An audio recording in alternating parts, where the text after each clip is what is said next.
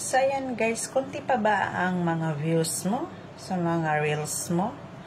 So, paano nga ba pataasin ito at paano mapansin ni Meta ang mga video mo? So, tara, umpisahan natin.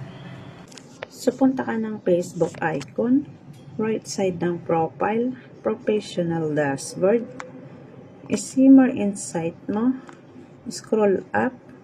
So, mayroon dito nakalagay, get discovered by using rising hashtag. Adding hashtag to your post can make it easy for new people to find your content. So, napakaganda yan. Ino-offer ni Meta na pwede mong gamitin ang mga ganitong bagay. So, dito tayo mag-create. So, kung gusto mong gamitin yung green screen, iyan. At saka, press mo yung camera roll. Kung may naka-ready ka ng video, so, gamitin mo ito bilang background. Ayan. Pwede ka nang mag-create dito ng iyong reels.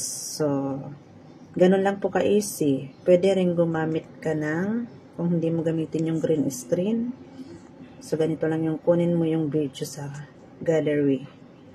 Ayan, na i-upload mo. O, diba? Yan yung video. So, ganun lang po. Thank you for watching. Much love and God bless. Sana may natutunan ka po. Follow for more.